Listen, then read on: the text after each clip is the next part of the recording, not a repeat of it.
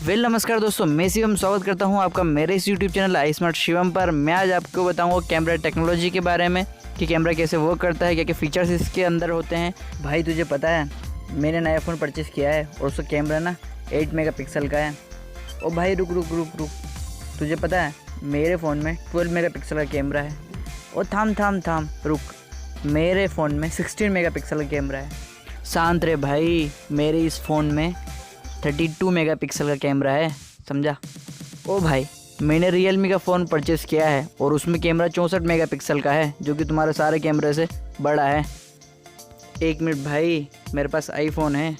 हो गई ना सबकी बोलती बंद। दोस्तों आजकल जो स्मार्टफोन्स आ रहे हैं उसमें हमें 48 मेगापिक्सल का कैमरा, 64 मेगापिक्सल का कैमरा और 108 मेगापिक्सल तक का कैमरा भी देखने को मिल जाता है।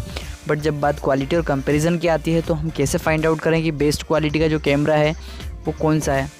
तो दोस्तों लगता है कन्फ्यूज़न कुछ ज़्यादा ही हो गया है। इस कन्फ्यूज़न को क्लियर करने के लिए समझना है टेक्नोलॉजी है क्या इस कैमरे की।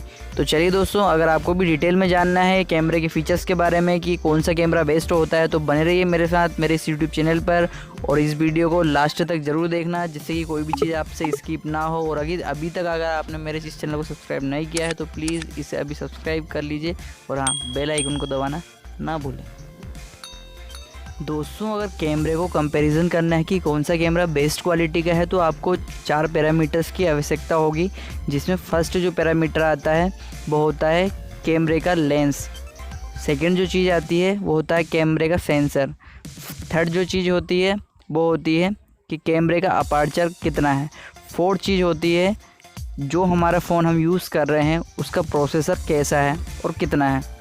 तो चलिए दोस्तों इन चारों चीज़ों के बारे में हम डिटेल्स में समझते हैं। दोस्तों इन चारों चीज़ों को समझने के लिए सबसे पहले हमें ये जानना होगा कि मेगापिक्सल क्या होता है। अगर आपको मेगापिक्सल का कॉन्सेप्ट समझ में आ गया तो ये चारों चीज़ें आपको बड़ी इजीली समझ में आ जाएगी। दोस्तों जब भी आप किसी फ़ोटो को क्लिक करते हैं तो आपके स्मार्टफोन में एक कैमरा सेंसर लगा हुआ होता है जो कि उस फ़ोटो को कैप्चर करने में मदद करता है। दोस्तों ये कैमरा सेंसर, जिसको हम इमेज सेंसर भी बोलते हैं, इसके अंदर बॉक्स के साइज़ में बहुत सारे छोटे छोटे पिक्सेल्स होते हैं। जब आप अपने स्मार्टफोन से अगर कोई सी फ़ोटो क्लिक करेंगे तो उसको मैक्सिमम जूम करने पे आपको वो फ़ोटो फटी हुई नज़र आएगी और जो फटी हुआ सरफेस होता है वही आपका पिक्सल होता है। दोस्तों अब आपको पिक्सल समझ में आ गया है तो मेगापिक्सल भी समझ में आ जाएगा। दोस्तों ये पिक्सल के कॉम्बिनेशन को ही हम मेगापिक्सल कहते हैं। 1 मेगापिक्सल में 10 लाख पिक्सल्स होते हैं या 1 मिलियन पिक्सल्स होते हैं। तो दोस्तों ऐसे ही 8 मेगापिक्सल में 8 मिलियन पिक्सल्स होते हैं।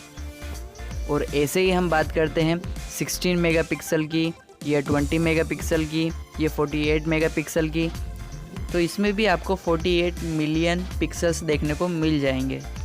वहीं हम बात करें 64 मेगापिक्सल की तो उसमें 64 मिलियन पिक्सल्स होते हैं। तो ये तो बात हो गई दोस्तों मेगापिक्सल की। दोस्तों हमारे कैमरे का मेगापिक्सल जितना बड़ा होगा उतने ही ज़्यादा इमेज रिजोल्यूशन हमें देखने के लिए मिलेगी। फॉर एग्ज़ाम्पल अगर आपका कैमरा 12 मेगापिक्सल का है तो उसका जो रिजोल्यूशन है वो 4290 × 2800 रिजोल्यूशन का होगा। तो दोस्तों मेगापिक्सल के बढ़ने से आपका रेजोल्यूशन भी बढ़ता ही जाएगा और जिससे कि आपकी इमेज की जो क्वालिटी है, ये क्लियरिटी है, वो आपको बेटर देखने के लिए मिलेगी, जिससे आप आपकी इमेज को मैक्सिमम लेवल तक जूम कर पाएंगे। दोस्तों अगर आपको कंपैरिजन करना है तो आप 64 मेगापिक्सल के कैमरे से एक इमेज कैप्चर कीजिएगा और वहीं एक 12 मेगापिक्सल के कैमरे से एक इमेज क्लिक कीजिएगा। जब आप दोनों को कंपैरिजन करके देखोगे तो जब आप 12 मेगापिक्सल के किसी इमेज को ज़्यादा जूम करोगे तो उसकी जूमिंग उतनी ज़्यादा नहीं होगी। वहीं पर 64 मेगापिक्सल के कैमरे को अगर आप मैक्सिमम जूम करोगे तो उसकी जूमिंग क्वालिटी काफ़ी बेहतर होगी और इमेज क्लीन आएगी। दोस्तों स्मार्टफोन मैन्युफैक्चरिंग कंपनियां जो होती है वो हमें 12 मेगापिक्सल को 48 मेगापिक्सल बता करके बेवकूफ़ बना देती है। जानिए कैसे।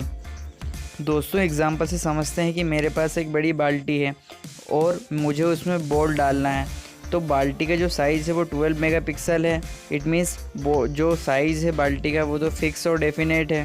दोस्तों अगर मैं एक बड़ी बॉल में से 4 छोटी छोटी बॉल्स बना लूँ और 12 बड़ी बड़ी बॉल को अगर उस बाल्टी के अंदर डालूँ या उसके जो 4 मैंने हिस्से किए हैं, ऐसे ही मैं अगर 48 छोटी छोटी बॉल्स को उस बाल्टी के अंदर डालूं तो बात तो वही है, ये तो अपना अपना तरीका है कि आप उतनी ही जगह में बड़ी बॉल्स को डालोगे या फिर छोटी बॉल्स को डालोगे। दोस्तों यहाँ पर जो कंपनियाँ हैं वो यही कॉन्सेप्ट अपनाती है। वो क्या करती है, एक जो पिक्सल है उसके 4 छोटे छोटे पिक्सल्स बना लेती है। ऐसे ही जब वो 12 मेगापिक्सल करती है तो उसके 4 मेगापिक्सल्स इंटू में 12 मेगापिक्सल्स इक्वल्स टू 48 मेगापिक्सल, ऐसे करके वो हमें बेवकूफ़ बना देती है।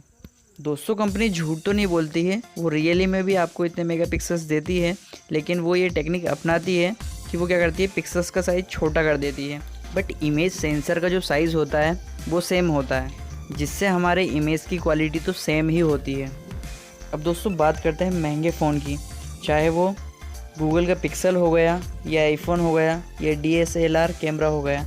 दोस्तों इनमें होता तो 12 मेगापिक्सल का कैमरा ही है, लेकिन इनका जो इमेज सेंसर होता है उसका साइज़ बड़ा होता है, जिससे कैमरे की क्वालिटी और क्लियरिटी बहुत सही होती है। चलो इसे भी एक एग्जांपल से समझते हैं। आप कहीं खाना खाने के लिए गए किसी ढाबे पे, और आपको उसने एक छोटी थाली में छोटी छोटी कटोरियों में दाल दे दी और उस छोटी सी थाली में चावल दे दिए, तो आप भूखे रह जाओगे। वहीं आप एक बड़ी थाली लेते हो जिसमें बड़े बड़े कटोरियाँ रखी हुई हैं। सपोज़ वो कटोरी जो है वो आपके पिक्सल्स हैं और जो थाली है वो आपका इमेज सेंसर है। तो दोस्तों जितनी बड़ी थाली होगी उतना ज़्यादा खाना आएगा। दोस्तों जितना बड़ा आपका इमेज सेंसर होगा वो उतने ही ज़्यादा एरिया को कवर कर पाएगा। अब दोस्तों बात करते हैं हम अपर्चर की। अगर आपने DSLR कैमरा देखा होगा तो जब भी आप उससे एक पिक शूट करते हैं या क्लिक करते हैं तो उसमें अपर्चर ओपन और क्लोज़ होता है। ये अपर्चर का साइज़ जितना छोटा होगा या F नंबर जितना कम होगा, आपके कैमरे की ओपनिंग या क्लोजिंग का जो गेट होता है वो उतना बड़ा होगा, जिससे कि आप बड़े सरफेस पे भी फोकस कर पाएंगे। और बड़े जितना ज़्यादा आप f-stop को बढ़ाते जाओगे, आपकी जो ब्लेरिंग कैपेसिटी है वो उतनी ही बढ़ती जाएगी और आप छोटे से किसी एरिया पे ही जूमिंग कर पाओगे या फोकस कर पाओगे। बट वहीं अगर हम बात करें कि अगर आप आपके F नंबर को घटाते जाते हो तो आपकी जो कैमरे की ओपनिंग है वो बढ़ती जाएगी, जिससे आपका इमेज सेंसर ज़्यादा एरिया को कैप्चर कर पाएगा और जो प्रकाश होता है, जो लाइटिंग होती है वो आपके कैमरे को ज़्यादा मिलेगी, जिससे आपको इसमें भी ज़्यादा डिटेल्स या ज़्यादा कलरिंग देखने को मिलेगी। अब बात कर लेते हैं हम प्रोसेसर पे।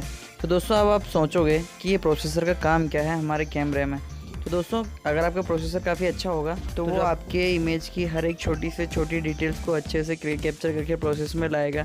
और वो ये काम भी करता है कि जो आपकी ब्लरिंग वगैरह होगी तो जो उसमें सारी डिटेल्स हैं आपको दिखेंगी, जो आपकी ब्यूटी मोड होगा, ब्राइटनिंग होगी, क्लियरिटी होगी, वो अच्छे से क्लीन करेगा और हाई क्वालिटी में क्लीन करेगा। तो दोस्तों आपकी जो इमेज होती है उसमें आपके प्रोसेसर भी एक बड़ा इंपॉर्टेंट रोल निभाता है, इसलिए आपका प्रोसेसर भी अच्छा होना चाहिए। अब दोस्तों प्रोसेसर कौन सा अच्छा होता है, अगर आपको ये जानना है या आपको पता नहीं है प्रोसेसर होता क्या है, तो मैंने प्रीवियस में एक वीडियो बनाई थी। अगर वो आपको देखना है तो ऊपर आपको एक लिंक ब्लिंकिंग कर रही होगी, उस पर क्लिक करके मेरी प्रोसेसर वाली वीडियो भी देख सकते हैं, जिससे आपको समझने में आसानी हो।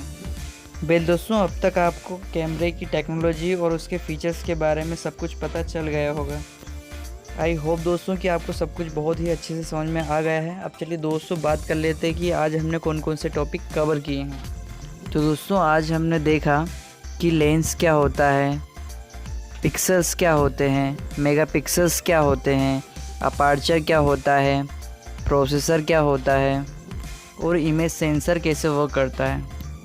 तो दोस्तों मेरी ये वीडियो आपको कैसे लगी प्लीज़ ये मुझे कमेंट करके आप ज़रूर बताइएगा। और हाँ वीडियो अच्छी लगी हो तो दोस्तों प्लीज़ इसे अभी लाइक, सब्सक्राइब एंड कमेंट ज़रूर कर दीजिएगा। और हाँ दोस्तों मुझे कमेंट बॉक्स में ये ज़रूर बताइएगा कि आने वाली जो वीडियो है मैं किस टॉपिक पर बनाऊँ। चलिए दोस्तों अब मैं लेता हूँ आपसे अलविदा और मिलते हैं किसी नेक्स्ट धमाकेदार वीडियो में। तब तक के लिए जय हिंद, वंदे मातरम।